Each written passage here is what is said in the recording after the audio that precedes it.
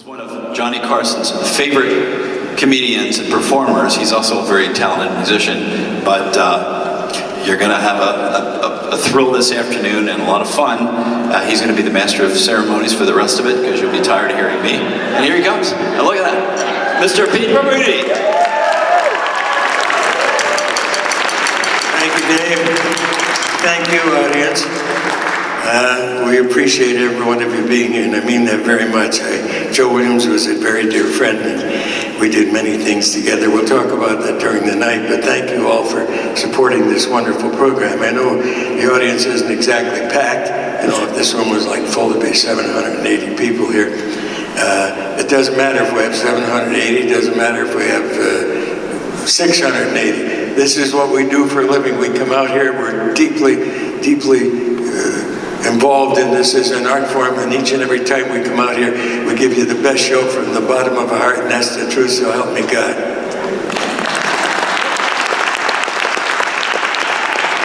However, looks like there are only about 330 here. That changes the whole goddamn deal.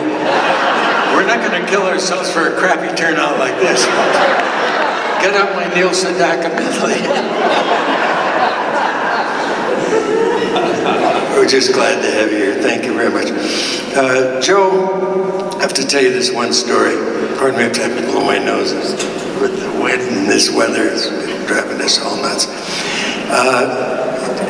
Davey Pearl, who was with the booster team for UNLV, called me and said, we can get, UNLV football team can get into Division I, but we have to give them something. We have to do a show for them or something. So he called me and said, what can you do? I said, well, it's going to be in Spokane, Washington. It was Washington State University, which is not located in Spokane. It's as you know, it's in a real small rural town, but Spokane's the closest major city. And so I said, all right. So I called several comic friends of mine, and I called Joe, and I said, Joe, would you go out? He said, sure. So we flew up to Washington, and part of the thing I remember, there was a piano player who was working for us. His name was Arnie Crothers. He's from a small town, Kalispell, Montana, and he played like Oscar Peterson. However, Arnie had a very serious stroke, and his left side was no longer useful. He couldn't use his left side. And so when we were going down to rehearse, I said to Joe, he was a monster of a player, and so I said to Joe, we're going down these metal steps to rehearse. And I said, Joe, I better tell you before we get there, the piano player only has one arm. And Joe started laughing. And he sat down on these metal stairs, and he couldn't get control of himself. He was laughing so hard. He says, do not say stuff like that before I have to rehearse. You're killing my chest.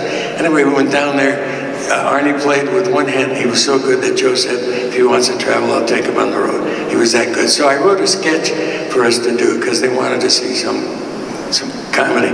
So I wrote a sketch, had t-shirts made up. And one said Washington State WSU recruiter. One said UNLV recruiter. One said NC2A investigator. And Joe said black athlete. And so we did this whole thing, and each university was telling them about, gee, if you come here, we can do this for you, and we can do that. And so anyway, the punchline for Joe was, do you want to go to UNLV or Washington State? He said, I'm going to go to Gonzaga, which is up there, because Bing Crosby went there, that's good enough for me. Anyway, he was special. I'll tell you a couple more stories about Joe. He was one of a kind, and we miss him dearly. But we have here Dave Loeb and this wonderful group of musicians who have never played together before. They're just some young men that we picked up down at the bus station. They seem to need work, so we got them a suit, and they'll be okay. Excuse me, we're saying gentlemen, I forget there's always some ladies with this band. Okay, I'm going to introduce the first act because we have so many singers here. And I don't even, well, I know all of them, but what'd you think of Clint Holmes? Is he a remarkable?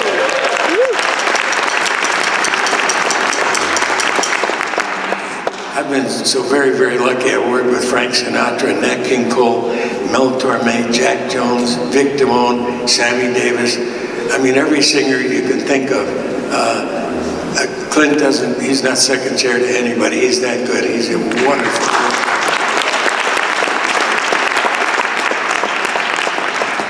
like him, I should mention that. Thank you very much. I'll just tell you this quick story. I live in Henderson now. Any people from Henderson here? Well, when I moved here, Henderson was a joke. Henderson was built by the highway department to let you know you're getting close to something. I was here when I was out with a camera crew when that explosion went off. Remember those Pepcon? If you're not here, you don't know. There was a factory out in Henderson that made solid rocket propellant. Is there anything more explosive than that? Come on. And there are only 2 factories in America that make that. You think of that, the defense of our country is dependent upon that. The other factory was 3 miles up the road. Now, if the one explosion had set off a chain reaction, we'd all be Chinese today. But as fate would have it, in between these 2 volatile factories, there's a marshmallow factory. And it absorbed the concussion of the explosion and saved America. So the next time you have cocoa, whatever the hell you want to do. I don't know.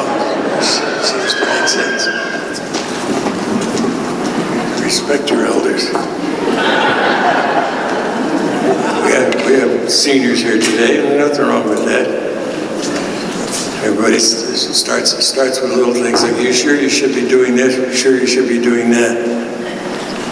And so I said to her husband, you shouldn't be driving. He says, I want the car keys. The car represents not only transportation, it's a sense of independence. She said, all right, here are the car keys, but be careful. And take the cell phone the children bought you for Christmas in case you get disoriented or something. He hated the cell phone too. He said, give me this stupid phone. He took off, laid some rubber in the driveway. He was gone about 2 hours. And the phone rang. He said, it's me. I'm calling you with this stupid cell phone. I'm only minutes from the house. I told you everything would be all right. She says, all right, thank God, but please be careful. I heard on the news there's some idiot driving the wrong way on the freeway. He said, there are thousands of them.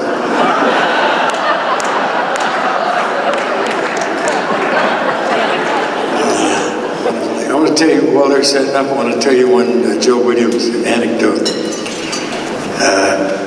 When Bob Miller was governor, we used to have a big shindig every year, an award show where we'd give awards to any hotel that had it on or did something special. And he said, you know what, we should really do something special for Shecky Green, because Shecky saved 2 hotels, the Riviera and the Trop. Both were going under, and he got in there, built up the crowds, and saved both hotels.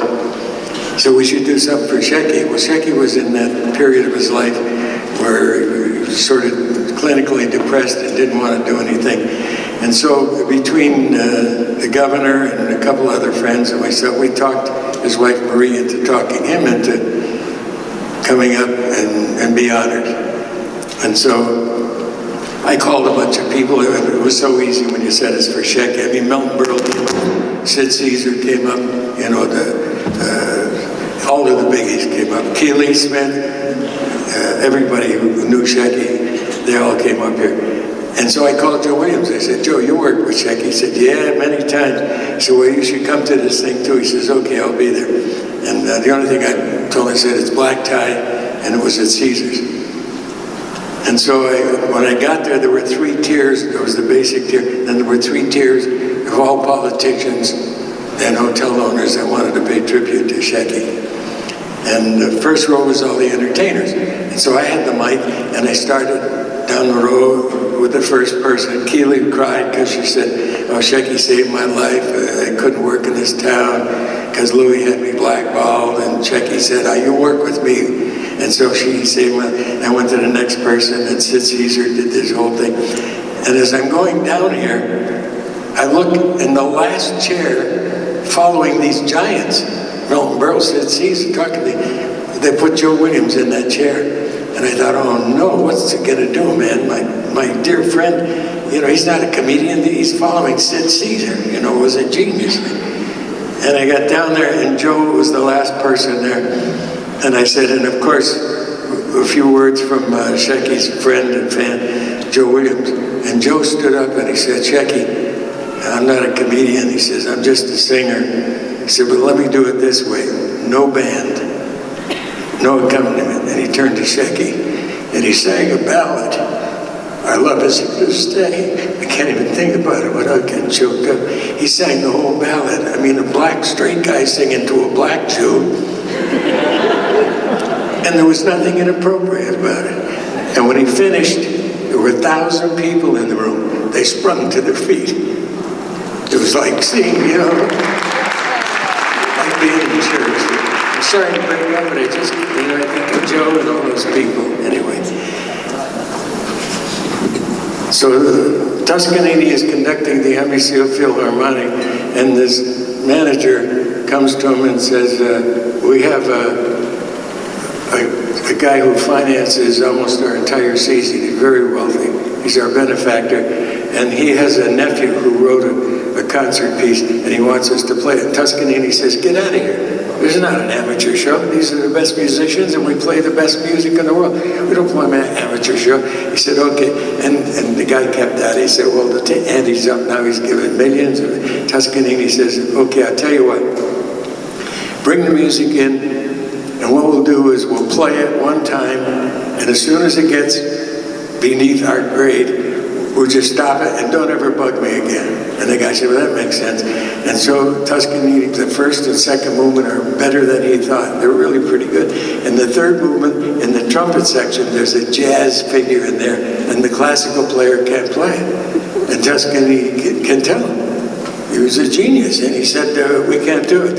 And somebody said, why don't you get like one jazz trumpet player just to play that thing? And Toscanini says, oh no, I don't want any jazz trumpet players, musicians in the band, because they're slovenly, they're not technically correct, they're not dependable. I don't want them to be even around me. And so anyway, the ante got upped even more, and so they decided that they'd do it. They hire one jazz trumpet player. And so they made a call to the union, and Toscanini's ready for rehearsal, 3 days of rehearsal, and then there's the show the third night. And in walks this brother from the village. He had a beret, goatee, his horn was in a paper bag. And he sat down in the chair, and Toscanini looked at him in disrespect, you know. And the trumpet player looked at Toscanini and says, anytime you're ready, my man. Toscanini came down with the baton. He was shocked because the guy also played the classical music perfectly, and the jazz stuff was remarkable. He finished playing, put the horn in the bag. Toscanini said, young man, I want to tell you how much I appreciate it. He says, later, dude. So he left. The second day, he comes in again. The last minute, sits down, takes the horn out of the bag, says, anytime you're ready, my man. Toscanini comes out. He's brilliant again. All day long, Toscanini can't believe how good this guy is. And then the third day he comes in, he's brilliant. Now this is the afternoon of the concert, and he's just ready to leave again. Toscanini says, wait a minute, before you get out of that chair, I want to tell you that you've been the most remarkable musician I've ever had the good fortune to work with, and you have changed my whole opinion of jazz musicians. And the guy looked up at Toscanini, he said, well, I figure that's the least I could do, man, seeing how I can't make the gig tonight. That's a true story. Oh no. Are you leaving, Nathan? Oh, you're not, no, you're not. I mean, you're not leaving town or anything. Nathan's from Hawaii. Very fond of Hawaiian music. You take a girl to Hawaii, you better take some pills with you, man. There's something about that music just...